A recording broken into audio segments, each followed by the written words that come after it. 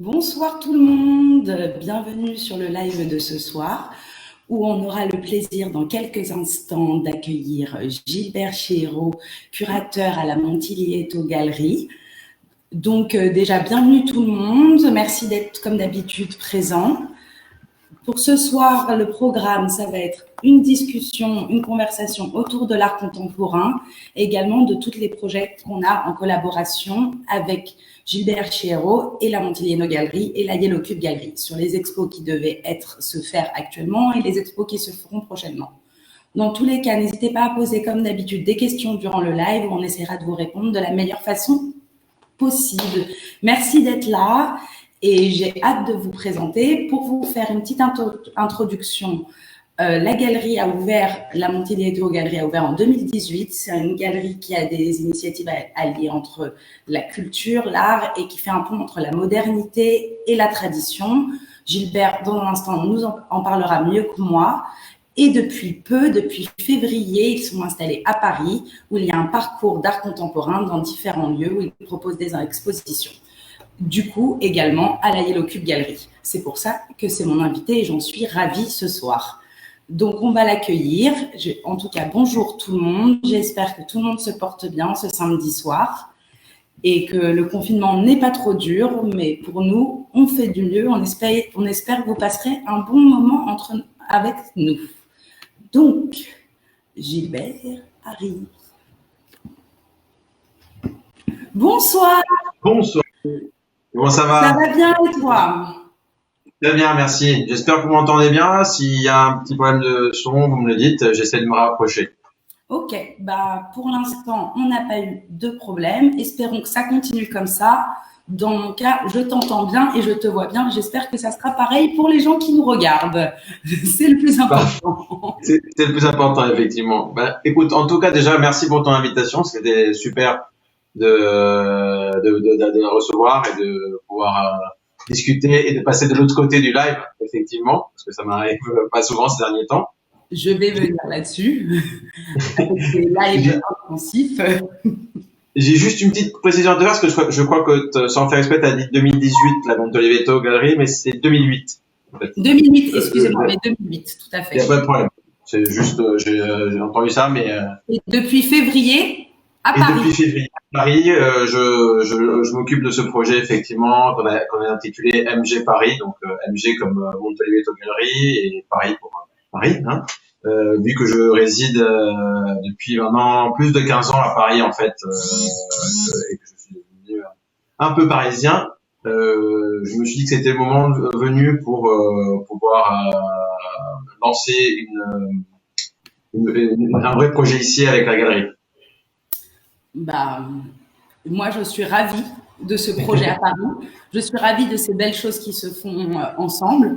Pour remettre les choses dans le contexte, Gilbert m'a été présenté par une de ses artistes, Alice Hathor, qui va exposer du coup à la galerie, qui devait exposer, si je ne me trompe pas, pour l'exposition Sorcière. Et du coup, je te laisse parler du coup de l'artiste qui nous a introduit et également de l'exposition Sorcière qui devait se faire à la galerie. Alors effectivement, en fin d'année dernière, je crois que c'était en novembre, c'est Alissa Thor qui est une de nos artistes les plus fidèles en ce moment et avec qui on travaille le plus à la Montilieto Galerie. Elle est avec nous depuis fin 2015 et donc on travaille avec elle sur de nombreuses expositions et dans de nombreux salons. Et fin 2019, donc, elle m'a contacté en me disant qu'elle avait vu une exposition sur Faces et que ça pouvait être intéressant vu que tu étais une jeune galerie et que moi j'essayais d'entreprendre un peu le même chemin ici à Paris. Du coup, j'ai sauté sur l'occasion et en plus j'ai découvert que ta galerie était juste à côté de chez moi, donc à 800 mètres de chez moi. Donc encore une fois, je remercie Alissa pour cette petite information. En plus, ce que je voulais dire, c'est que donc Alissa, oui, effectivement, sera exposée avec nous pour l'exposition Sorcière. Elle devait avoir lieu effectivement du 1er au 8 avril. Et puis, avec le confinement, on a décidé de changer. Je vois que tu as mis à l'écran une de ses dernières créations qui est le Sabbat. qui est donc une huile sur toile de 40 x 50 cm, qui sera présentée pour la première fois lors de l'exposition sorcière. Donc effectivement, elle fait partie de 7 artistes pour moi, peut-être plus, pour l'exposition sorcière. Quand, vu que on parle d'une artiste que j'ai découvert avec toi, je vais parler d'une artiste du coup que tu as découvert avec moi. Exactement. Et qui participera également à l'exposition sorcière, vu qu'on rentre dans le vif du sujet et qu'on va parler, parce que c'était l'exposition sorcière en soi, c'était ce qui devait se passer là actuellement. Et bon, on a été confinés, on essaye de proposer des nouvelles choses. J'aimerais après qu'on retourne là-dessus sur tous tes lives. Mais Exactement. du coup, je pense que je vais Lydia Furaso, que tu as découvert, qui est exposée du coup pendant l'exposition qui est actuellement à la galerie, qui s'est arrêtée à mi-chemin, qui va exposer également ses collages numériques pendant l'exposition sorcière. Je vais en montrer un tout de suite à l'écran pour que vous puissiez visualiser avec nous. Si vous avez des questions sur les artistes, n'hésitez pas, on fera de notre mieux pour vous y répondre. Alors, voilà. C'est un collage numérique de Lydia Furaso, qui a également exposé une série de 3 risographies qui sont actuellement à la galerie et que vous pouvez, j'en parle, mais retrouver dans un live que j'avais fait pour parler de l'exposition Woman qui se passe en ce moment, mais qui est interrompue. C'est la vie, on le prend avec le sourire. Exactement, c'est ce qu'il faut. Donc voilà. En plus, Vas-y, excuse-moi. En plus, faut le dire, c'était un peu notre événement de lancement. Pour le moment, on attendait parce que ça allait lancer notre collaboration. De toute façon, ça va se faire. Moi, je dis à tout le monde,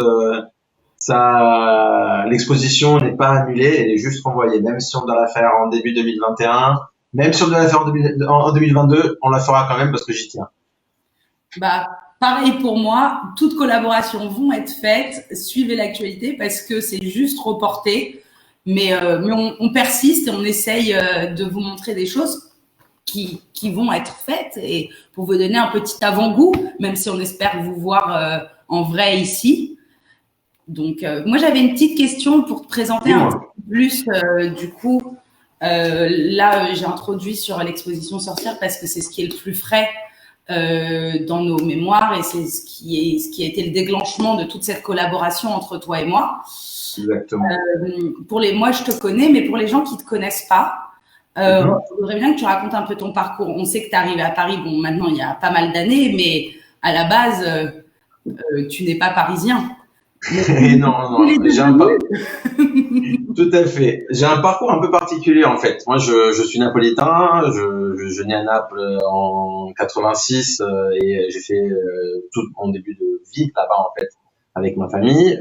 Et je suis parti, en fait, après d'Italie à 13 ans pour venir faire mes études dans le sud de la France. Puis, finalement, pour la fac à Paris. La fac où j'ai fait les études d'archéologie. Donc, pas rien à voir avec l'art contemporain, mais c'était une autre direction que je prenais à l'époque. J'ai eu un master 2, c'était ça commence à faire un peu de temps, en 2010. Et puis de là, j'ai travaillé pendant quelques années sur le terrain, sur les chantiers archéologiques. Et entre-temps, mes parents donc ont débuté une petite aventure dans le monde de l'art contemporain. Tout d'abord mon père comme peintre, et puis au fur et à mesure ils ont développé ma mère faisait de la photo aussi, et puis au fur et à mesure ils ont développé cette idée de créer une galerie qui viendrait créer un peu un pont pour les artistes émergents vers la scène artistique. Et donc dans mon temps libre de mon activité professionnelle, j'allais sur des salons avec eux, j'organisais avec les expositions. On a eu pendant une bonne dizaine d'années deux lieux d'exposition physique qui étaient à Naples et à Nice. Et puis en 2012 plus ou moins, on a fini par essayer de changer un peu l'approche, c'est-à-dire partir vers quelque chose de itinérant et d'aller plutôt vers le public plutôt que de rester à attendre le public. Donc on a arrêté avec les galeries physiques. On a gardé une home galerie à Naples et une un studio d'artistes à Nice, et on va de salon en salon, on choisit nos salons, et on effectue des expositions physiques, mais temporaires, voire éphémères parfois, dans différentes villes d'Europe. On a fait à Londres, Berlin, à Paris, on en fait au moins une, voire deux parfois par an. Donc entre-temps, moi j'ai fini par arrêter l'archéologie pour des raisons difficulté de trouver de travail et pour un peu de reconversion personnelle. Et je me suis retrouvé avant dans l'accueil, et puis finalement, quand j'étais en train de me lancer dans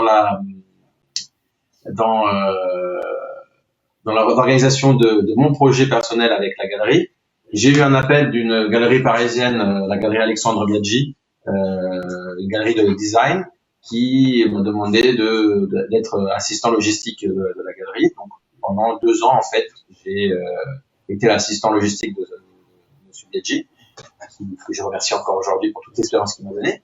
Et puis en fin 2019, j'ai décidé de arrêter là pour cette expérience et de commencer à me concentrer vraiment sur ce projet. Et c'est de là qu'est né en fait MG Paris. C'est-à-dire qu'en parlant avec les parents, avec qui je collaborais déjà régulièrement depuis le début, je me suis dit que c'était le moment de ouvrir quelque chose de vraiment parisien et de m'y concentrer dessus. Et donc on a reproduit un peu le même schéma de la galerie, c'est-à-dire quelque chose de itinérant, de nomade, après qui se met par contre sur le terrain parisien. Donc essayer de trouver plusieurs lieux dans différentes parties de Paris, alors dans le Paris artistique traditionnel comme Saint-Germain-des-Prés, mais aussi dans le 13e qui aujourd'hui devient quand même une scène artistique très importante avec le boulevard 13, avec la Yellow Cube Gallery, n'est-ce pas? Tu avais également fait quelque chose au Frigo dans le 13e. Les frigos. J'avais fait une exposition au Frigo, effectivement, avec, je remercie encore Isabelle Berthelot et Corinne Berthelot de la galerie Aiguillage. Mais qui est un très beau lieu que je conseille à visiter, qui sort des sentiers battus. Il y a plein de lieux comme ça dans le 13e. C'est un lieu, comme tu dis, vraiment atypique. Atypique. C'est excellent. J'ai vu qu'on a pas mal de questions, donc vas-y. Avant d'enchaîner, on va continuer sur les questions. Je vois Sacha Noyer qui te pose une question par rapport, je suppose, à l'exposition sorcière. L'axe que tu as pris, c'est ésotérie, c'est historique ou c'est féministe? Ou est-ce que... Alors, j'ai envie de répondre, c'est un peu tous les axes. Justement, je ne voulais pas me renfermer dans un seul axe parce qu'effectivement, ça serait peut-être, entre guillemets, un peu facile de partir sur l'axe féministe en ce moment parce que avec tous les travaux qui sont en train de se faire, avec l'ouvrage de Mona Chollet qui vient de paraître en 2018, il y a beaucoup de travail qui sont faits sur cet axe-là. Et c'est un axe très intéressant, de plus que je crois que 80% de nos artistes pour l'exposition sont des femmes. Exactement. Mais je voulais aussi partir sur un axe, comment je dirais, un peu diachronique, comme on dirait en langage technique, donc sur toutes les chronologies. C'est-à-dire, on a des artistes qui travaillent, par exemple Janus, qui travaille, c'est un duo, donc la femme travaille sur la sculpture en terre cuite et sur les sorcières de l'Antiquité, donc Médée, Circé, Hécate, et l'homme Yann travaille sur les hystériques du 19e siècle vus par Charcot. Donc il y a ça là, il y a ces deux chronologies, mais après on a les sorcières du 16e siècle, les sorcières modernes. Donc voilà, je voulais vraiment essayer d'avoir ces différents côtés, en plus après des côtés guérisseurs, ésotériques, bien et mal. Enfin, vraiment quelque chose de le plus complet possible. Avant de te continuer à te poser des questions, du coup, je vois qu'il y a des questions sur le live. Honneur aux gens qui nous regardent. On va poser des questions comme ça. Comment tu choisis tes artistes? Alors, comment je choisis mes artistes? Disons que je choisis mes artistes. Enfin, je fais pas mal d'expositions, comme je te dis. Je participe à des foires, je vais visiter des expositions. J'essaie de rentrer le plus possible dans le tissu artistique un peu parisien et européen entre guillemets. Mhm. Et au fur et à mesure, de connaissance en connaissance, moi j'aime bien la connaissance directe. Après, j'ai parfois des personnes qui m'appellent aussi, et moi tout simplement j'évalue un peu si c'est faisable, comment ça peut marcher avec nous. Je suis fermé à aucun type de média, ça m'intéresse, tout m'intéresse, c'est toujours intéressant d'avoir des nouvelles propositions. Et puis, forcément, je dois aussi dire qu'il y a un background de la Montelier Galerie qui a déjà quand même beaucoup d'artistes qu'elle suit depuis pas mal de temps. Oui, parce que c'est ce qui vous concerne, c'est ce pont que vous faites entre modernité, entre art classique et ces mélanges qui se mélangent, comme tu dis, dans les techniques. Là, pour la prochaine exposition sorcière, on a comme aussi bien du montage visuel que du montage virtuel que de la peinture classique qui va être de la peinture à l'huile, mais retravaillée avec des thèmes une façon contemporaine. Et ce que tu me disais aussi, pour revenir juste sur l'exposition sorcière, pour les gens qui arrivent entre-temps, je repense à ça, tu m'avais dit que l'idée c'était sorcière, mais c'est aussi sorcier. Tout à fait. C'est bien que tu m'y fasses penser. Excuse-moi, j'ai un petit souci avec Je le... trouve que c'est intéressant, on a beaucoup d'expositions qui parlent de ce thème parce que c'est un thème extrêmement intéressant où il y a beaucoup de choses à dire, mais c'est bien aussi de parler des sorciers. Tout à fait. Et c'est pour ça que dans le choix du titre, j'ai essayé de le faire transparaître le plus possible. C'est-à-dire que j'ai créé... Alors, je suis pas très bon encore en langage, en écriture inclusive, mais disons que j'ai écrit sorcière donc en écriture inclusive pour effectivement faire honneur à cette pratique, mais aussi pour inclure, pour dire qu'il n'y a pas que des sorcières, il y a aussi des sorciers. Clairement, la persécution a été faite beaucoup plus, voire presque essentiellement envers des femmes, mais ce n'était pas un monde que féminin. Il y avait aussi des sorciers, il y avait aussi des hommes qui aidaient les sorcières tout simplement à s'en sortir. Et pour moi, c'est vraiment pas s'enfermer dans un thème, mais parler aussi tout simplement de marginalité. Les choses à l'époque, c'était un peu des marginaux et qui aujourd'hui reviennent un peu vers l'avant de la scène et célébrer tous ces personnages. Ok, super. Je vérifie juste qu'on n'a pas deux, trois autres questions. Là, j'ai une question qui est juste technique. Comment vous faites pour faire un live tous les deux? On passe via une application, je réponds. On passe via une application, pas via Facebook directement. Tout simplement, on passe notre journée sur l'ordinateur. On passe notre journée sur l'ordinateur, voilà. C'est tout simple. Alors, je t'entends un peu mal là, excuse-moi. Ah, je suis désolée. Alors. C'est bon, c'est bon. Est-ce que c'est mieux maintenant? Ça va, parfait. Super. On voit qu'on espère, s'il te plaît, Gilbert, que l'exposition ne sera pas reportée en 2022. Voilà. Pour poursuivre là, on a parlé d'exposition sorcière, on a parlé de ton projet. Et ça, c'était un premier projet en collaboration avec la Yellow Cube Gallery, mais il y en a d'autres. Donc, qui étaient prévues. 3 autres expositions étaient prévues. Donc, je voudrais qu'on en parle un petit peu plus ensemble, que tu expliques. Et je vais argumenter ça de petits visuels que tout de suite, comme ça nous permet. Alors, on change d'univers, vu qu'on ne l'a pas encore fait. Je vais mettre du dessin. Je t'en prie. Voilà.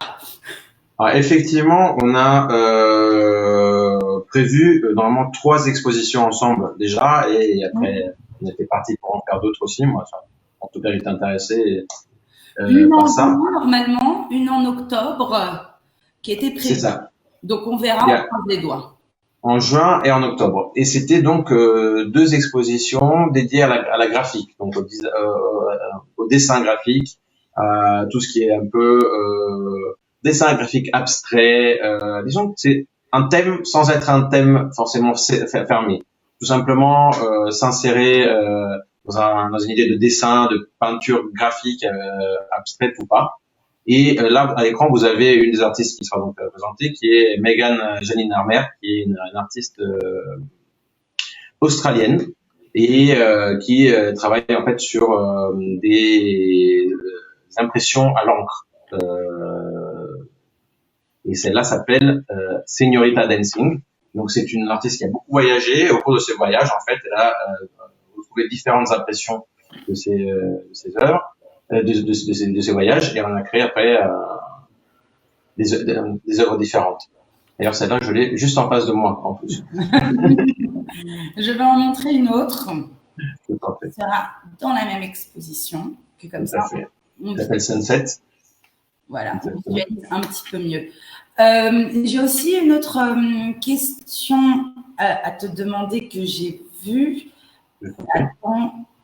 Est-ce qu'il y aura un livre d'exposition qu'on m'a demandé pour l'exposition sorcière? Est-ce que tu as prévu de faire un catalogue? Alors, est-ce que je peux te demander de répéter parce que ça a sauté en même temps? Aucun problème. Est-ce qu'il y aura un catalogue d'exposition pour l'exposition sorcière? Alors oui, on est en train de travailler sur un catalogue, quelque chose de plutôt sympathique en fait, parce que j'aimerais vraiment que ça soit un événement, pas seulement une petite exposition, mais j'aimerais faire ça comme un événement avec probablement aussi des soirées, pas une seule soirée, mais plusieurs soirées ou plusieurs journées même dédiées à des événements pendant l'exposition. Et donc, on va créer en fait effectivement un petit catalogue qui va être plutôt presque un livre avec, je vous laisse un peu de surprise, mais il y aura sûrement des extraits choisis, littéraires, il y aura la présentation de chaque artiste, leurs œuvres, et elles seront disponibles lors de l'exposition. On y travaille. Ok, et tu m'avais parlé entre nous que tu faisais également un partenariat avec une librairie pour argumenter, pour du coup créer un réel dialogue, comme ce qu'on fait aussi à la galerie, on crée un dialogue entre les livres et les œuvres d'art. Toi aussi, tu crées un réel dialogue avec une librairie, si je ne dis pas de bêtises, située dans le 13e aussi. Exactement. Disons que moi j'habite dans le 13e depuis un peu plus de 5 ans maintenant et que je dois dire j'ai découvert un peu ce quartier parce que avant j'étais un petit élitaire du 5e arrondissement. Bienvenue. Mais en fait, à un moment donné, j'ai eu une période où je suis parti de Paris. Je suis rentré pendant 8 mois, presque un an en Italie. Et au moment de rentrer à Paris pour récupérer mes affaires, je me suis retrouvé à avoir un boulot. Donc, je suis resté ici et j'ai dû retrouver un appartement. Donc, je découvre le 13e et finalement, le 13e me fascine. Il y a beaucoup de vie qui se développe. Et entre autres beaucoup de petits commerces comme cette librairie qui s'appelle la librairie Nicole Marouani, qui est une librairie familiale en fait. C'est une mère et une fille qui travaillent plus des aides à côté et qui moi j'étais un grand lecteur, puis j'ai découvert les séries malheureusement et là, j'essaie de m'y remettre et j'essaie de fréquenter de moins en moins en fait les grandes distributions que je trouve que il y a moins d'âme et malheureusement après les petites librairies comme celle-ci finissent par perdre de clients et par mourir tout simplement. Donc celle-ci en fait c'est une librairie qui est librairie et petit café, donc vous pouvez y aller. Vous asseyez, vous prenez un thé, un chocolat chaud et vous pouvez lire, vous discutez avec les deux libraires qui sont ravis toutes les 5 minutes de vous donner des informations, de parler avec vous. Et au fur et à mesure, dans les mois, j'ai fini par créer un bon lien avec elles. Et je leur ai parlé de l'exposition sorcière et ils m'ont dit oui, c'est intéressant, tout à fait. Et donc je leur ai évoqué la possibilité de créer un événement en connexion avec la librairie, avec une vente de livres. Donc effectivement, on aura à disposition, grâce à la librairie Marouani,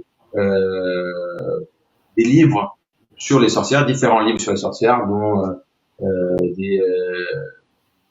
certains de Mona Chollet, une reprise de Sacrée Sorcière de Roald Dahl par Pénélope Bagiot, qui est aussi l'autrice de Culotté, une très bonne bande dessinée sur le féminisme, et d'autres livres sur les sorcières, donc qui seront vendus pendant l'exposition à la Yellow Cube Gallery, et peut-être aussi une séance de lecture grâce à elle.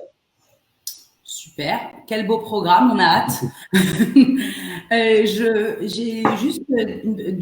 vais montrer du coup la prochaine exposition. Pour finir sur Sorcière, je vérifie juste qu'on n'a pas encore des questions sur l'exposition Sorcière. Et pour montrer ce qui fait. Alors, je suppose que c'était une question sur les visuels, les dessins que j'avais montrés avant pour l'expo de juin, si c'était du dessin ou de la gravure. C'est du dessin à l'encre. Ok. Pour ceux qui arrivent entre-temps, je refais une petite présentation. On a Gilbert qui est avec nous ce soir, qui nous parle de toutes les expositions itinérantes, de son parcours, qui vont se faire à la galerie et aussi dans d'autres lieux parisiens de MG Paris. Voilà. Du coup, pour revenir là-dessus, j'avais une petite question. Toi, par rapport à la galerie, en quoi tu penses que tu te différencies des autres galeries? À part d'être une galerie itinérante, qui est assez évident. Déjà, c'est un grand pas. Est-ce qu'il y a des choses, tu parles librement, où tu vois qu'il y a une différence par rapport à ce que font les autres? Ou est-ce que non, tu trouves que tu fais ton boulot et après, je te laisse voir. Alors, me différencier d'autres galeries, la vraie différence que je peux te donner simplement, c'est effectivement, comme tu le dis, le fait d'être itinérant amène certaines choses, c'est-à-dire déjà la dynamicité, parce qu'on s'arrête jamais, et que du coup, c'est un peu différent, c'est-à-dire que vous n'avez pas la possibilité de venir tous les jours voir mon expo. Elle sera là pendant une période, puis vous pouvez me contacter, on peut refaire ça. Mais c'est vraiment toute l'idée de créer un événement éphémère, c'est-à-dire que au fur et à mesure que j'ai fait des salons et des expositions avec la galerie, la Montelet de Galerie, je me suis rendu compte que surtout quand on fait des salons, vous passez 4 jours enfermés dans un grand hangar et que les journées passent comme ça, pour que quelqu'un s'intéresse à un objet ou à une œuvre pour l'acheter finalement, ça va pas lui prendre 2 jours, ça va lui prendre 10 minutes. Parce qu'il sait qu'il n'a pas le choix de repasser. Voilà. Parce qu'il a pas, c'est dans l'instant. C'est ça. C'est instantané. Donc pour moi, c'était un peu l'idée de travailler sur l'éphémère, c'est-à-dire de dire aux personnes, l'exposition, comme vous la voyez maintenant, elle est là maintenant. Vous ne l'aurez pas après, donc profitez-en. Et de créer aussi quelque chose d'éphémère, c'est-à-dire que en créant quelque chose qui ne dure pas, on crée quand même un lien peut-être avec le public qui est peut-être a plus envie de revenir voir de nouvelles choses plutôt que toujours la même chose. Et pardon. En rebondissant sur ce que tu dis, moi je me demandais en tant que galerie éphémère, est-ce que tu avais du coup tu retrouvais les mêmes personnes, les mêmes visiteurs qui te suivaient, ou à chaque fois tu as un public nouveau? Alors, ce qui est bien, c'est que j'ai à chaque fois, ou tu as des habitués qui reviennent et qui te suivent, peu importe l'endroit, que tu sois dans une galerie dans le centre de Paris, dans le Marais, que dans le 13e, que sur un salon, ou ça reste quand même assez, tu as toujours la même clientèle qui vient aux mêmes endroits. Non, ce qui est bien, c'est que moi, j'ai déjà du contact, une clientèle parisienne depuis un peu de temps.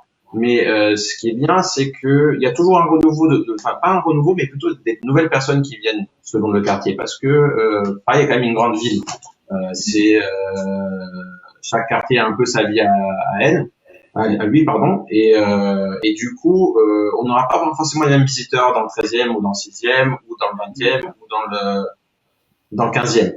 Et moi, c'est pour ça que ça m'intéresse, parce que du coup, après, à part avec toi, je travaille aussi avec une galerie dans le 6e, rue Guénégaud, et avec un lieu atypique dans le 15e, dans le 7e, qui est un salon de coiffure, qui est le salon de coiffure de Léo, que je profite pour dire bonjour, parce que je pense fort à lui. Et donc, c'est un peu l'idée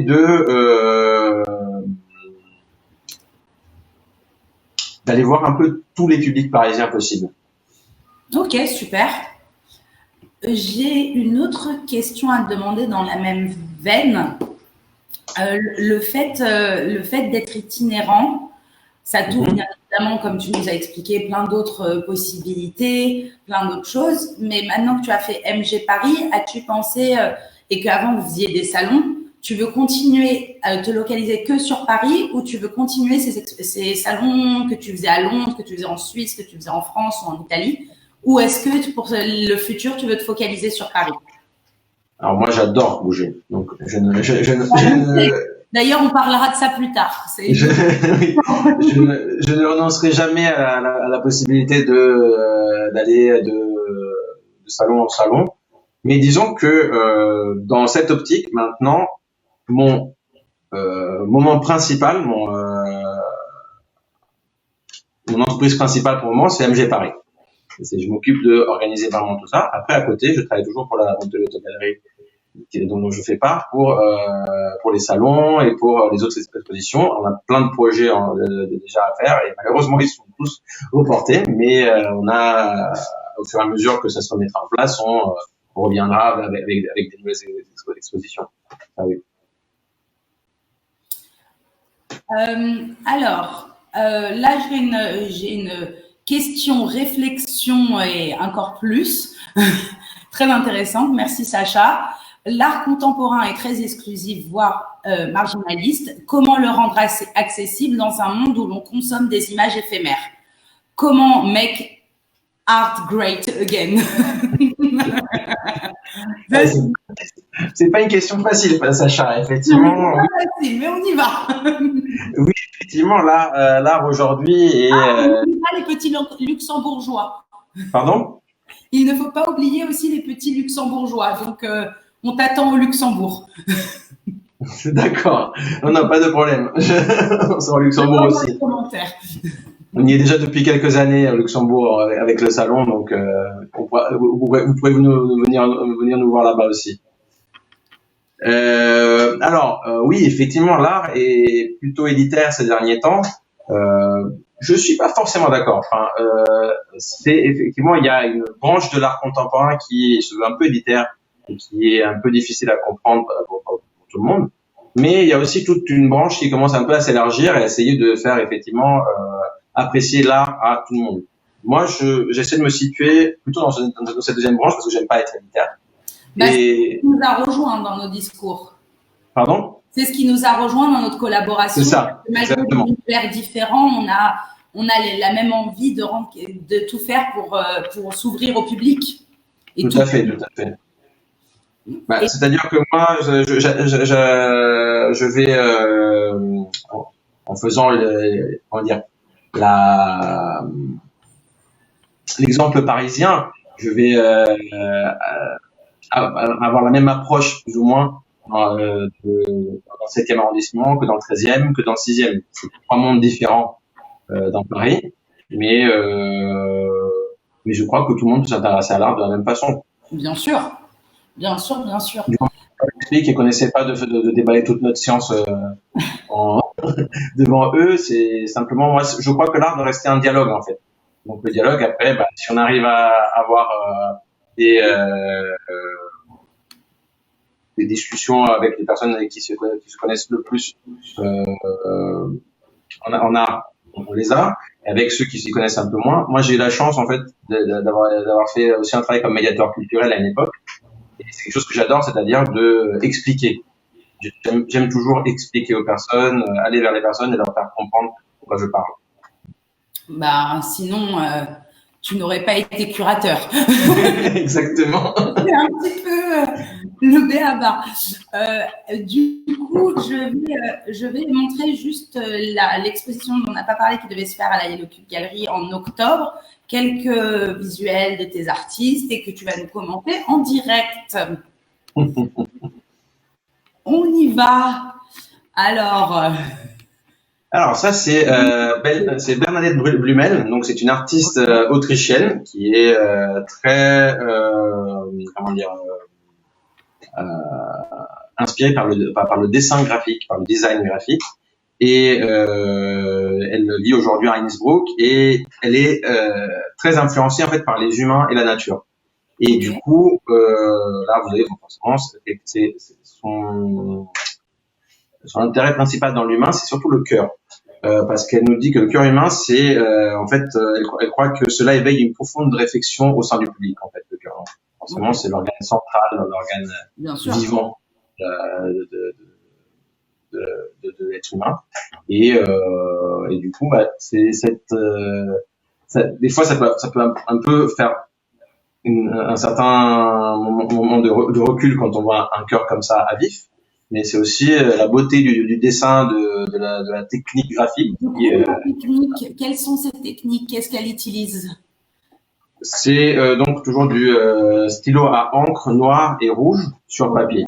Ok, sublime. Parfait. Merci beaucoup. Maintenant, je vais te montrer autre chose.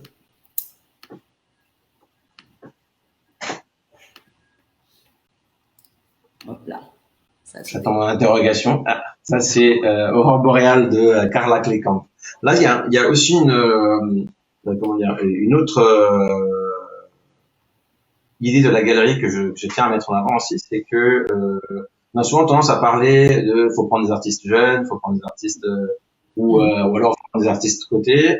Moi, ce que j'aime bien aussi dans mes artistes pour le moment, enfin, les artistes avec lesquels je collabore plutôt, c'est que c'est des âges variés. Là, par exemple, vous avez un exemple parfait, c'est que Bernadette Blumel est née en 82 et Carla Klekamp a plus de 80 ans, je crois.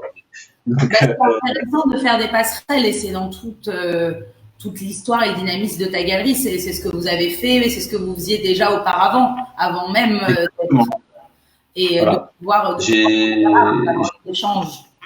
Même pour sorcières, on a tout âge confondu. On n'a pas de 18 ans, désolé. mais on a, c'est la même chose. Je crois que l'art n'a pas d'âge en fait. Et du coup, Carla Klekamp nous le montre parce qu'elle a plus de 80 ans. Ça, c'est des gravures inspirées un peu des gravures chinoises et japonaises traditionnelles. Et là, elle, en fait, elle est toujours inspirée par la la soumission de la nature et le rôle qu'a l'humain en fait dans cette soumission. Ok, super. Est-ce que c'est quel tu as une idée du format? Là, je te prends un peu parce que c'est une question qu'on me pose sur le live. Alors, tu me prends un peu à contre-pied, je suis désolé. Je n'aurais pas su répondre moi aussi, donc je suis désolée. C'est des formats, des grands formats. C'est des formats, ouais, ça doit être des 30. Là, pour celui qui est à l'écran, ça doit être 30 en hauteur et 60, 70 en largeur. Ok, super, merci beaucoup. Je t'en prie. Alors, pour revenir sur l'art, sur toi, sur ton métier de galeriste, sur ton parcours, tu as dit tout à l'heure que d'être une galerie itinérante, ça t'allait très bien parce que tu étais hyper active, que tu bougeais beaucoup. Et moi, je voudrais m'intéresser un petit peu plus on s'est intéressé aux galeristes, mais à toi, du coup, qu'est-ce que tu fais? Moi, je le sais, mais que tu répondes, à part d'être galeriste, quelles sont tes activités? Ce qui a aussi une logique et des connexions avec pourquoi tu es une galerie itinérante, qui pour moi est des évidences parce que tu as la bougeotte, faut le dire. Oui, c'est exactement ça. Bon, écoute, en ce moment de confinement, mes activités extra-galerie sont m'occuper de mes plantes en évitant de me faire tuer par le pigeon qui a squatté mon... Ah oui, c'est vrai. Allô? Allô, je t'entends, tu ne m'entends plus? Ah, je t'entends. Je crois que je t'ai perdu. Moi, ça va. Est-ce que vous nous entendez? Vous nous voyez? Alors, Roxane? Oui, je suis là. Alors, excusez-moi. Est-ce que vous m'entendez sur le live? 2 minutes. Roxane? Oui, alors, on va faire ça. Je crois qu'on est bien en décalé. Et maintenant, c'est bon? Maintenant, c'est bon? Là, je t'entends. Tu m'entends? Oui, très bien. Parfait. Je crois qu'on a perdu un peu la connexion pendant quelques instants. Oui, donc je disais. En fait, c'était que toi ou moi, parce que les autres nous entendaient, nous voyaient très bien. Désolée pour Parfait. moment. Désolé pour le petit moment, du coup, il doit y avoir quelqu'un un de nous deux qui a sauté. Du coup, pour reprendre ma question de base qui était, pour ceux qui sont arrivés entre-temps, ce bug, qui était quelles sont tes activités externes à celles de galeriste et que fais-tu pendant ton temps libre? Parce que je trouve que c'est intéressant de le savoir quand même. Et qu'est-ce que tu as fait aussi le vélo, tout ça? Je veux que les gens le sachent. Alors, écoute, moi, entre autres, à part la galerie, j'ai débuté en 2016 un projet personnel pour le coup, centré sur le vélo, parce que en 2016, on va dire que j'ai fait un peu mon deuil du travail d'archéologue. Allô? Oui, je t'écoute. On t'entend très bien. J'ai fait un peu mon deuil de travail d'archéologue sur le terrain, on va dire, mais l'archéologie et l'histoire sont restées une passion toujours. Donc j'ai décidé entre-temps de créer un nouveau projet et je voulais faire en fait un financement participatif pour faire des vidéos qui allaient expliquer à tout le monde, donc à tout public. On revient un peu sur l'idée de ne pas être dans quelque chose d'élitaire. Le patrimoine et l'importance du patrimoine et le fait qu'il y en a vraiment partout en fait dans le monde. Et j'avais commencé à penser à ça d'une façon simple, à pied, et puis un jour j'ai commencé à regarder les cartes de l'Eurovélo et je me suis dit tiens, je vais mixer mes deux passions, donc la culture et le vélo, et c'est ainsi qu'est né en fait mon projet Bike for Heritage, donc vélo pour le patrimoine en français. Et j'ai commencé avec un grand voyage de Paris à Saint-Malo en fait en solo, 530 km jusqu'à la côte bretonne. On applaudit s'il vous plaît. En 10 jours tout seul. Et entre-temps, je faisais des épisodes. J'ai fait suivre à tout le monde mon voyage.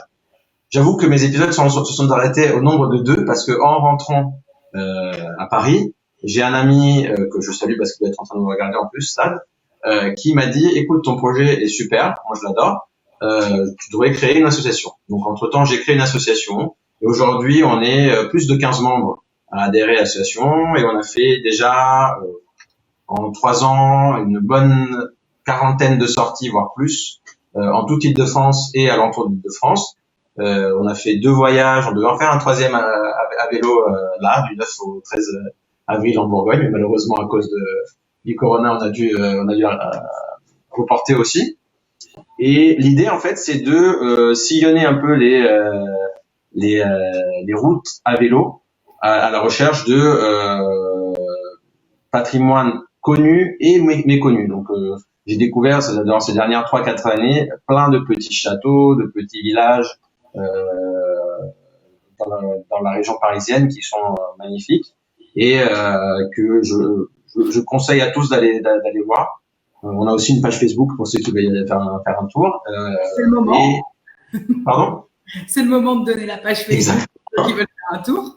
Et donc c'est ma deuxième passion en fait, c'est le vélo, c'est un des moyens, enfin pour moi c'est un des meilleurs moyens de transport parce que on a la lenteur qu'on peut avoir aussi à pied, mais on a aussi la vitesse en même temps, donc ça nous permet de profiter et de faire quand même pas mal de déplacements en la journée et aussi de dire aux personnes que finalement faire 40 km en une journée à vélo, c'est pas impossible. Je vous le dis, c'est pas impossible, vraiment. Donc, vivement le confinement soit fini pour se joindre pour des visites à vélo et culturelles et historiques.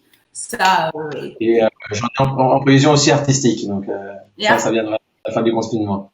Et du coup, juste anecdotique, là, je me demande qu'est-ce qui te manque le plus, les expositions ou le vélo en confinement? Il faut choisir. Le côté expo, je l'ai un petit peu parce qu'en faisant des lives, quand j'ai commencé, j'en faisais tous les jours, donc ça a été un peu exténuant à un moment donné. Mais en faisant des lives maintenant 3 fois par semaine, je reste quand même assez accroché au monde de l'art, c'est super. Et je remercie encore tous ceux qui nous suivent parce que c'est vraiment super d'avoir un suivi. Donc je dirais en ce moment peut-être plus le vélo parce que là les vélos ils sont accrochés dans l'entrée. J'ai hâte de pouvoir me remettre dessus. va falloir mettre le cuissard parce que je crois qu'après 1 mois et demi sans vélo, ça va être compliqué. J'imagine. C'était une autre question que je voulais te poser. Tu en as parlé un petit peu. Tu as fait plusieurs initiatives durant le confinement. Du coup, des lives Facebook comme on en fait maintenant, mais à un rythme effréné, si je puis me permettre. Du coup, parle-nous un peu de comment ça se déroule, qu'est-ce que tu as présenté et quand sont les prochains lives et comment tu vois la suite du confinement en tant que galeriste et quelles sont les initiatives que tu souhaites prendre. Et s'il y a une initiative. Oui. Écoute, en fait, cette idée est née assez rapidement à la fin au début du confinement, même juste avant le début du confinement, parce que peut-être, comme tu sais, toi, je devais partir, je rentrais chez moi à Naples le 15 mars et je n'ai pas pu le faire. Entre-temps, je me suis demandé pendant un bref moment si j'allais quand même pas essayer de rentrer rapidement. Puis je me suis dit que c'était pas une bonne idée, que valait mieux faire ce confinement ici, éviter d'aller ramener le virus quelque part avec un long voyage et éviter de le prendre aussi. Donc je me suis rapidement reconverti, on va dire. Le soir, juste après le début du confinement, j'ai envahi littéralement le salon de chez moi. Alors, il faut dire aussi que j'habite avec 3 autres personnes, donc je remercie beaucoup parce que entre ma coloc qui me prête son ordinateur tous les soirs pour éviter que le mien surchauffe et le fait que j'ai envahi tout le salon et toute la maison avec des œuvres de la galerie, je trouve qu'ils ont été très gentils de la accueillir. Donc j'ai eu cette idée, j'ai tout accroché sur les murs. Et j'ai fait un premier live. Et puis au fur et à mesure, ça s'est commencé à organiser dans ma tête en me disant que j'allais faire des petits interviews. Le temps de trouver un bon logiciel, de comprendre que Facebook ne faisait plus d'invitations sur les lives et que donc il fallait trouver autre chose pour faire ça. J'ai fini par en fait créer ces lives, ces directs au début tous les jours, puis j'ai fini par prendre une décision d'en faire 3 par semaine. Donc seront le mardi, vendredi et dimanche à partir de la semaine prochaine, toutes les semaines. Et c'est de la MG Paris dans le descriptif pour que vous puissiez aller voir tous les lives que je vous invite à voir, ils sont passionnants. Donc voilà, je continue. Merci beaucoup. Et donc c'est des lives qui sont, je sais, un petit peu longs parce que vu qu'on a une clientèle et un public multiculturel, je m'amuse à parler en 3 langues différentes. Donc je fais un peu de traduction, un peu de résumé en 3 langues, parfois en 4 langues quand j'ai des invités espagnols. Et donc c'est un peu long, mais en même temps ça permet de passer une bonne soirée. C'est à 18h30 comme ce soir. On est en compagnie. Chaque jour, par contre, je présente sur Instagram et sur les réseaux Facebook une œuvre du jour. Et l'œuvre du jour qui est présentée le jour du live, et après commentée le soir pendant le live, et on a en interview en direct l'artiste. Donc c'est ce qui est intéressant parce qu'en fait finalement ça me fait un peu voyager tout en restant sur le canapé chez moi, parce que hier soir j'étais en connexion avec une artiste qui était au Canada. Donc c'est intéressant d'avoir un décalage horaire de 8 heures. Donc c'était le matin, pour moi c'était le soir. J'ai eu des artistes au Pérou, des artistes italiens, des artistes français. Donc c'est une façon de voyager un peu avec l'esprit et avec l'art. Et voilà. Et puis à la fin de chaque direct, on donne une suggestion musicale chacun. Super. Moi, j'ai participé à un live. Je vous invite à le regarder si vous voulez. Si vous voulez savoir quelle était ma suggestion musicale. J'ai une autre question maintenant que soyons un petit peu nostalgiques en ces temps de confinement, vu qu'on parle des lives. Moi, maintenant, je voulais savoir quand toi, tu avais un rapport direct avec le public durant les expositions que tu peux faire, les différents lieux de ta galerie et même avant quand tu bossais. Quelle est ton expérience pour toi la plus enrichissante que tu as eue en tant que galeriste? Je parle pas en live, du coup, je parle, soyons nostalgiques, au moment où on pouvait se voir en vrai. Écoute, mon expérience, je veux dire, je me considère galeriste tout seul, seulement depuis février. Donc, je vais te parler de quelque chose de récent, en fait, tout simplement. Ça a été quand j'ai fait ma première exposition pour MG Paris. C'était donc à la Galerie d'Optine dans le 6e. Et j'ai fait cette exposition qui s'appelait Expression Femme. Et c'était sincèrement la première fois où j'ai dû gérer une exposition, même si c'était que de 4 jours, une exposition de A à Z tout seul. Et personnellement, ça a été une expérience impressionnante parce que on se rend compte qu'on arrive à faire beaucoup de choses. Je suis arrivé, et ça, Alissa le sait, ouais, pour témoigner, je suis arrivé le soir du vernissage à 6h29, avec le vernissage qui commençait à 6h30. Mais j'ai tout réussi à faire, les catalogues, j'ai créé le catalogue moi-même, j'ai créé les pancartes, les cartels moi-même pour pour l'exposition, j'ai tout accroché. J'ai tout décroché aussi et entre temps je me suis fait renverser par une voiture, mais bon ça c'est autre chose. Ah, sympa. Mais non, donc voilà, pour moi cette exposition ça a été la première, enfin vraiment quelque chose d'excellent parce que je me suis dit là j'ai compris, je peux le faire. Enfin, j'ai un vernissage avec plus de 100 personnes et j'étais vraiment heureux d'avoir réussi cette première exposition. Super, merci en tout cas. Alors, est-ce que vous avez des questions? Entre-temps, je te fais juste voir, parce qu'on a demandé tout à l'heure que est-ce qu'on faisait des catalogues pour sorcières. Donc moi, je vais voir juste les 2 catalogues qu'on a déjà créés pour les expos de MG Paris, qui sont Expression Femme, dont je parlais, et A Journey into Color de Deborah Crafton. Donc là, c'est des catalogues plutôt fins. Pour sorcières, on vise à faire quelque chose de plutôt presque en libre. Donc, on demande comment on prononce ton prénom. ton nom. Alors mon prénom c'est Gilbert, c'est un prénom français effectivement.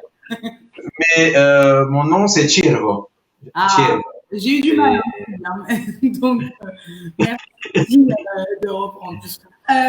Du coup, j'avais une question de toi, de ton point de vue, en tant que galeriste et surtout en tant qu'observateur de la situation dans le monde et en tant qu'amateur d'art, plus qu'amateur d'ailleurs. Est-ce que tu penses qu'il y aura un avant et un après Corona dans la sphère artistique? Moi, je pense surtout qu'il y aura un avant, un après Corona dans le monde. Enfin, dans le monde en général, bien sûr.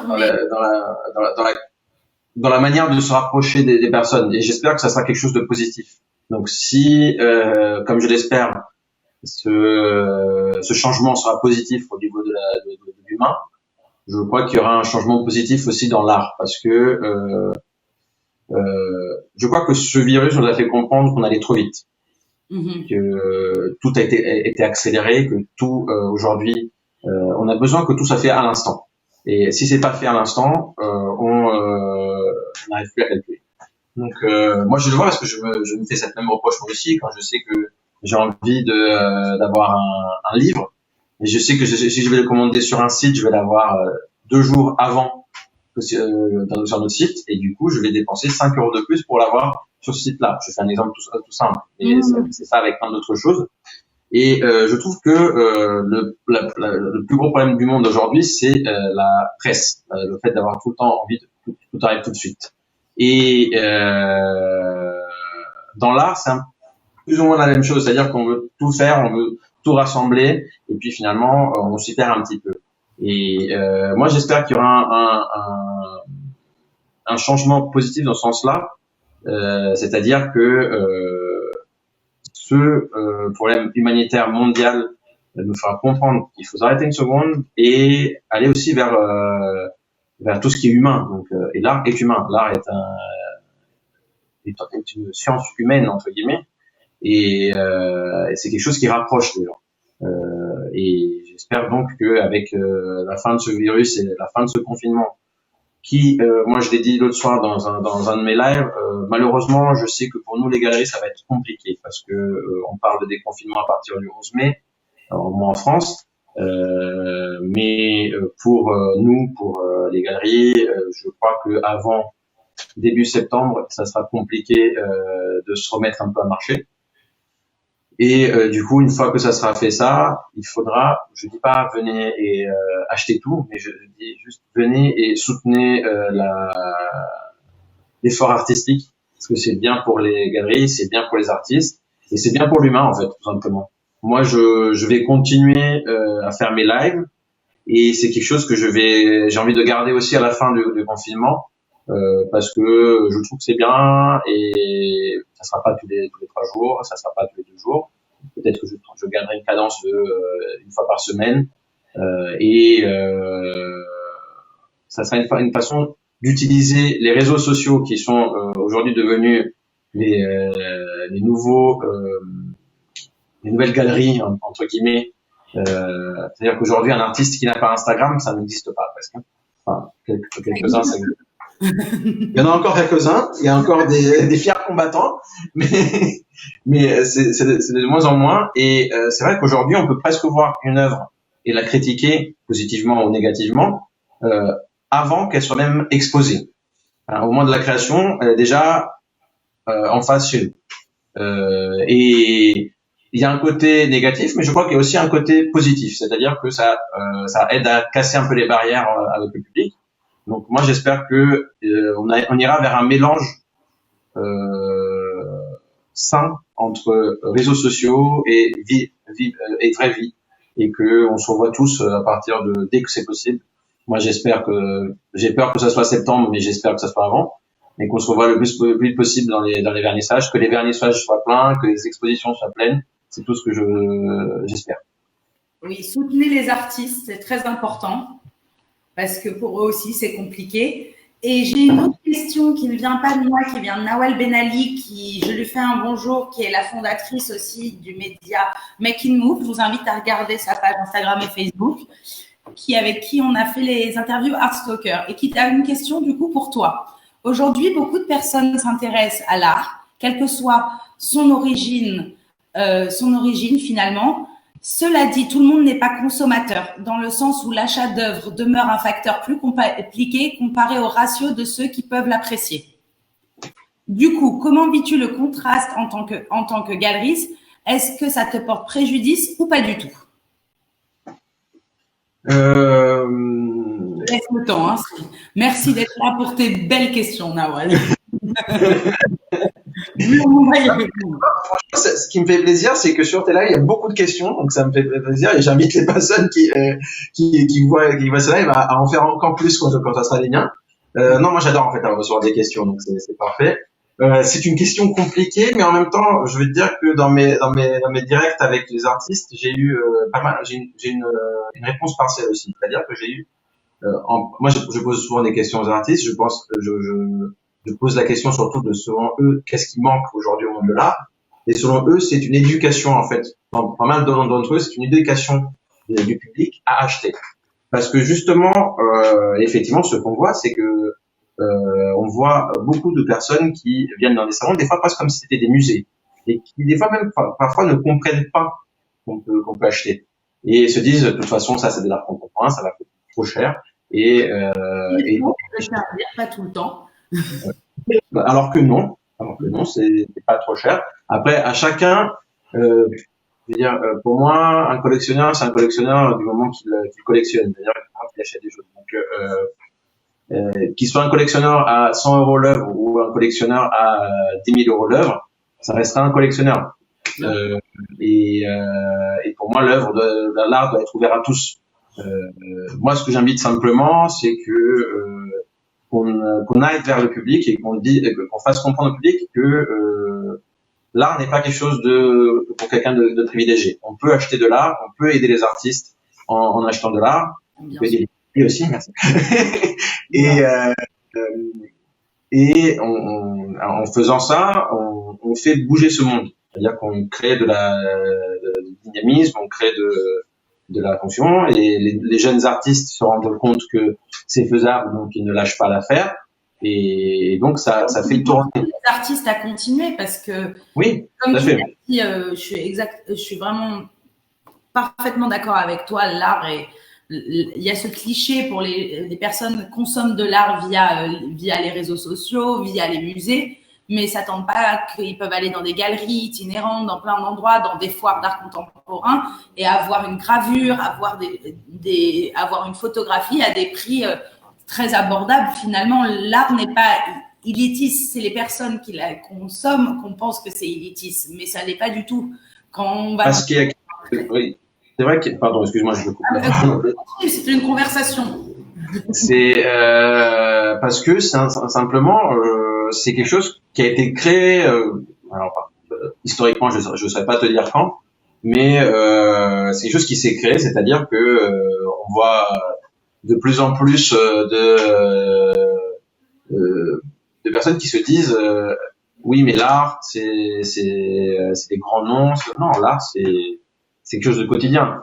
Il y a tellement d'artistes. Après, pas tous perceront, pas tous y arriveront. Il y aura certains qui font plus de décoration et certains qui font plus de l'art. Mais chacun, souvent on me demande comment on peut se définir artiste. Moi, je ne sais pas, sincèrement. Ça peut être vous qui le sentez, ça peut être on peut considérer qu'on sent artiste par rapport au regard des autres. Tout simplement, les artistes, l'art est partout et il est accessible à tous. Enfin, pas à tous, je vais pas faire non plus du populisme, mais c'est pas quelque chose qui est renfermé seulement pour une certaine élite. Il faut comprendre qu'on peut acheter même en mettant peu, et ça aidera toujours.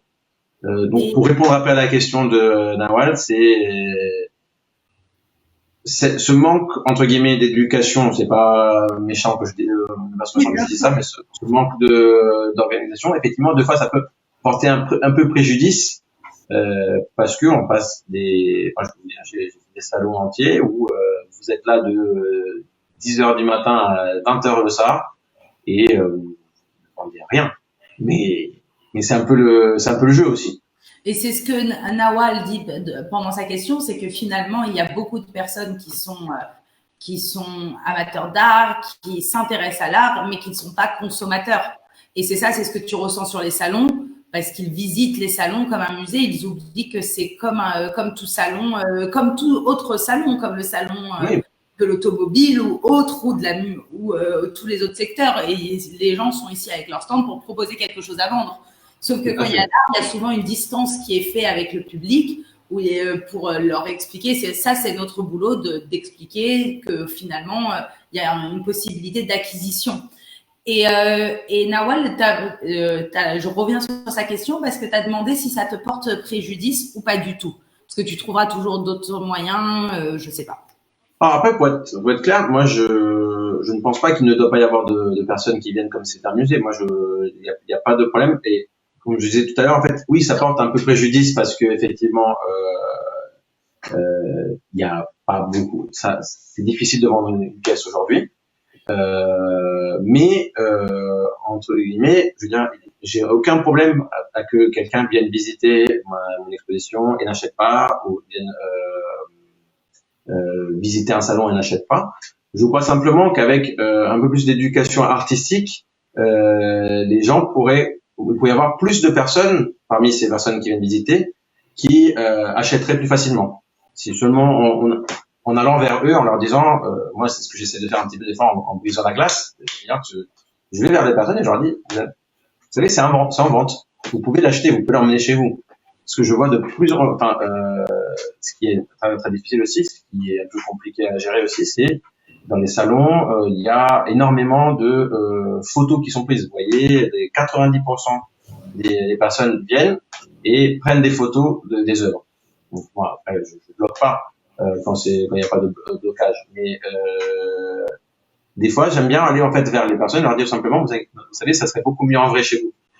Je fais ça toujours de manière ludique, de manière à créer un lien avec une personne, et puis si ça achète, ça achète, si ça achète pas, ça fait une bonne connexion. Il y a une autre question, Sacha Noyer, artiste, que j'ai déjà exposée à la Yellow Cube Gallery, qui pose une question que, pour être honnête, je suis pas sûre d'avoir compris, mais tu me diras peut-être que tu l'as compris. Alors, ces productions ne sont pas du tout orientés vers l'esthétique, il a corrigé. Est-ce qu'il y a des artistes qui trouvent des productions bouleversées comme un aller-retour vers l'essentiel? Alors, je ne sais pas si la question de ça, si tu l'as compris ou pas. Désolée, Sacha. Alors, des allers-retours, je suis pas sûr Un aller vers l'essentiel, alors, qui trouvent leur production bouleversée aussi comme un aller vers l'essentiel. Moi, ça me fait penser juste la question de Sacha je suis en train de la lire. Attends, je vais voir. Qui me rebascule sur quelque chose qui est similaire. Si Sacha, il dit qu'il fait ses productions artistiques qui ne sont pas orientées vers l'esthétique, est-ce que dans l'art contemporain, on peut vendre un travail qui ne se veut pas esthétique? Un travail qui ne se veut pas esthétique. Alors, il se veut peut-être documentaire, il se veut peut-être... il y a plein d'autres... Dans l'art contemporain, on sait que le travail n'est pas forcément esthétique dans les musées. Il y a plein de performances, il n'a pas pour vue et comme but l'esthétique, mais est-ce qu'il y a possibilité de présenter en galerie un travail qui ne se veut pas forcément esthétique, mais qui se veut autre chose, qui se veut éducatif ou qui se veut impliqué dans une cause ou autre? Moi, je trouve que généralement, alors pour ce qui est de l'implication, il y a toujours quelque chose derrière une œuvre. Alors, s'il y a pas quelque chose derrière une œuvre, c'est de la décoration. Bien sûr. Déjà pour ce qui est éducatif, oui, on doit même. Pour moi, l'exposition dans une galerie, c'est important. Pour ce qui est de non esthétique, dans le sens de quelque chose qui n'est pas matériel, par exemple, je sais pas dire une vidéo ou une performance. Alors, j'ai jamais eu l'occasion avec une vidéo, j'ai eu l'occasion avec une performance. Je ne sais pas encore comment ça peut être entre guillemets. Est-ce que ça peut porter à une vente derrière ou pas? C'est quelque chose sur lequel sincèrement je me suis pas encore penché. Mais pour moi, par contre, les performances, les vidéos, toute forme d'art font vivre une galerie aussi. Il y a une galerie où on expose que des tableaux et des sculptures. Pour moi, c'est un peu endormant, on va dire. Je suis tout à fait d'accord avec toi. Je dirais que c'est dommage pour moi. C'est dommage de se fermer vers un seul médium. Sacha avait présenté une vidéo d'ailleurs durant la Gay Pride de 2018 sur l'égalité des genres, que je remettrai le lien plus tard si vous voulez consulter. Très intéressante. Et on a également eu de la performance à la galerie et je trouve que c'est enrichissant de pouvoir avoir différentes approches qui ne soient pas forcément des arts plastiques, picturales, classiques. Ensuite, alors...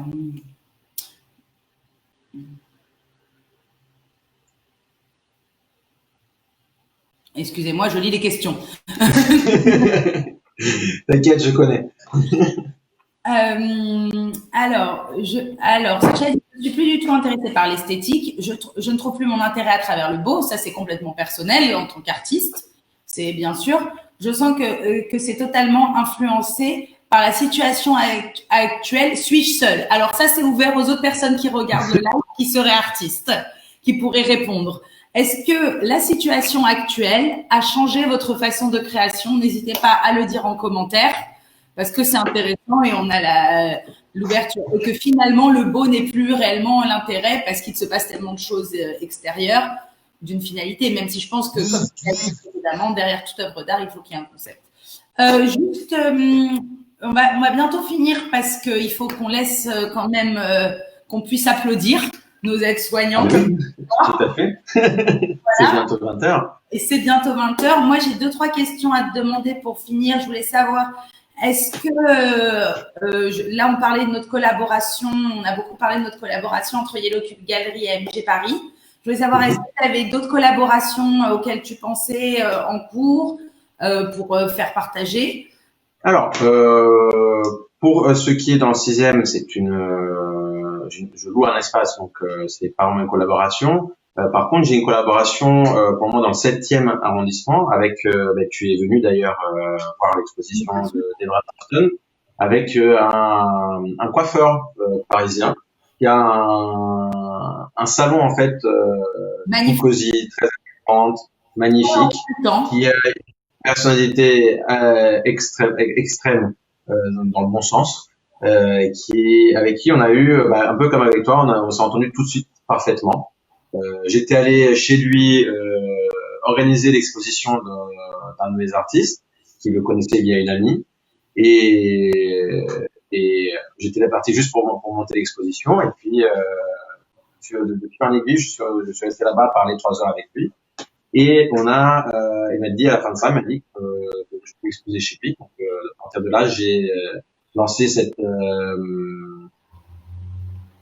cycle d'exposition personnelle d'artistes que j'ai appelé Art et Ciseaux et qui avait commencé donc le 12 mars avec l'exposition de Deborah Trafton qui est une artiste américaine et qui donc est présentée dans un lieu tout à fait atypique mais dans un quartier très chic de Paris et dans un lieu qui j'aime beaucoup toute l'organisation parce que c'est très années 30, une période que moi j'aime beaucoup, un peu art déco et ça se prête excellemment à la présentation d'œuvres d'art. Donc là pour moi c'est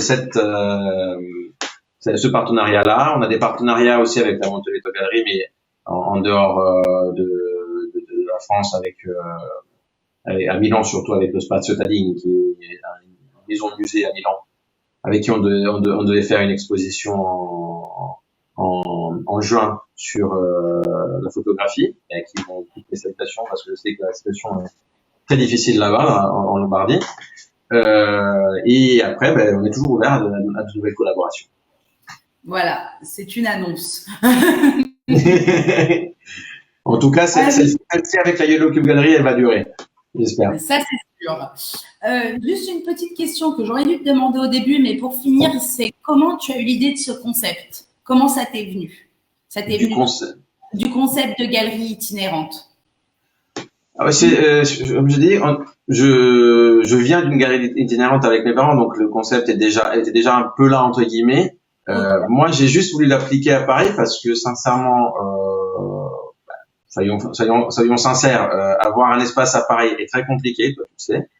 Et en même temps, j'avais pas envie de me focaliser quelque part pour le moment dans Paris. J'avais envie vraiment d'aller dans tous les sens, ce que j'aime bien faire. J'ai pour rêve un jour de devenir galeriste à vélo, mais ça c'est autre chose. Donc tout simplement, j'aime bien en fait,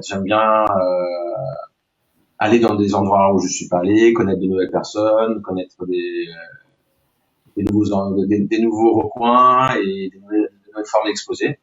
Donc pour moi ça a été naturel en fait de venir sur ça. Ok. Alors, je regarde s'il y a des petits commentaires. Désolée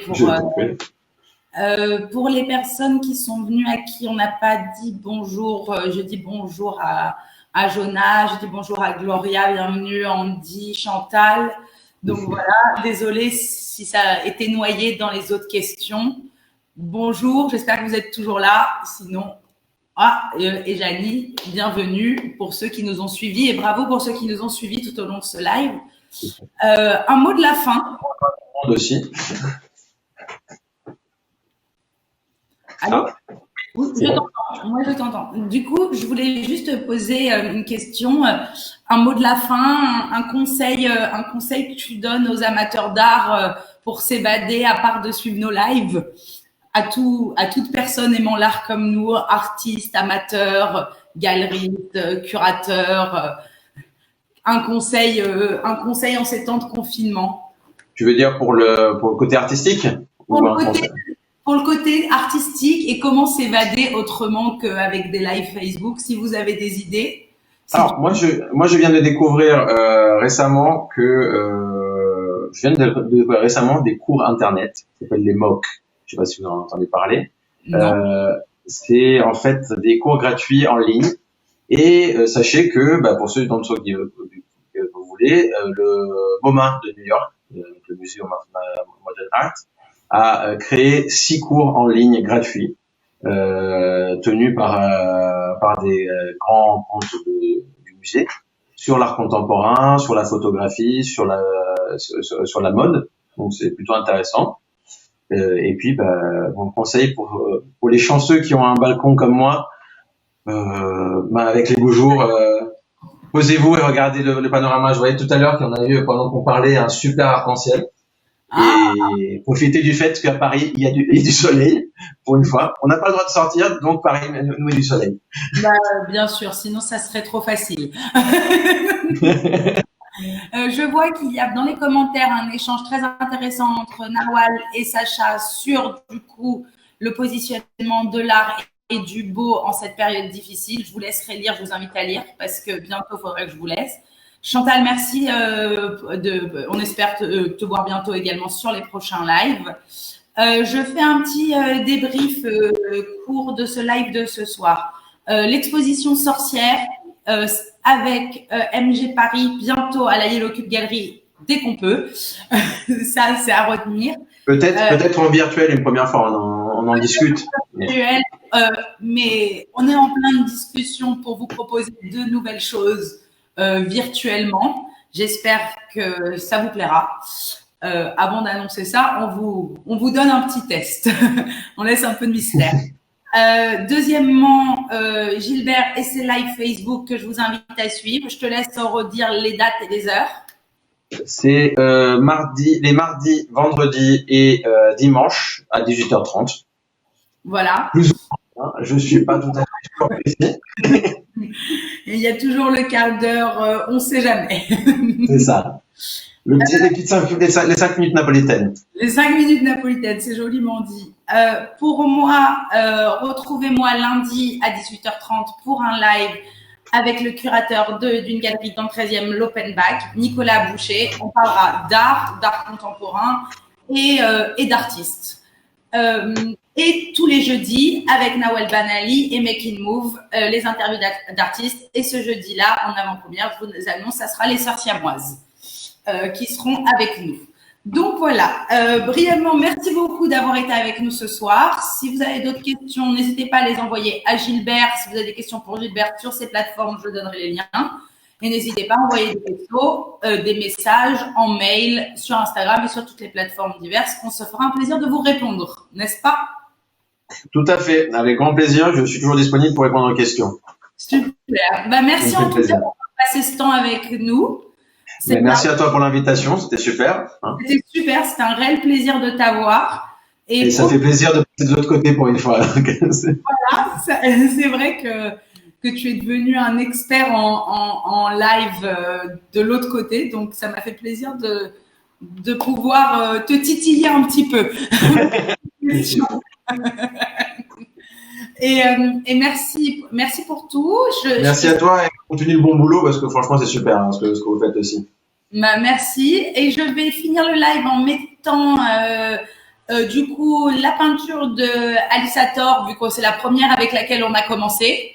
Donc je pense que comme toute la vie, c'est un roulement. Commençons. Un début est une fin, un fin est un début. Faisons ça pour ce soir. Et j'espère vous voir très vite. Et merci encore. Et profite de ton coucher de soleil et de ton balcon. Bon samedi. Ça sera fait. Merci à tout le monde. Au revoir. Merci à tous.